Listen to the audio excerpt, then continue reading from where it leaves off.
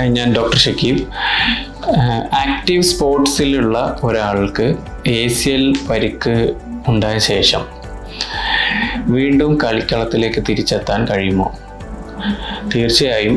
ACL surgery, ACL ligament complete ആയിട്ട് പൊട്ടിയിട്ടുണ്ടെങ്കിൽ keyhole സർജറിയിലൂടെ അത് പരിഹരിച്ചതിന് ശേഷം പ്രോപ്പർ റീഹാബിലിറ്റേഷൻ, ഫിസിയോതെറാപ്പിയും റീഹാബിലിറ്റേഷൻ ചെയ്തതിന് ശേഷം ഏകദേശം ഒരു 6 മാസം മുതൽ 8 മാസത്തിന് ശേഷം കളിക്കളത്തിലേക്ക് പഴയതുപോലെ തന്നെ തിരിച്ചെത്താൻ സാധിക്കുന്നതാണ്.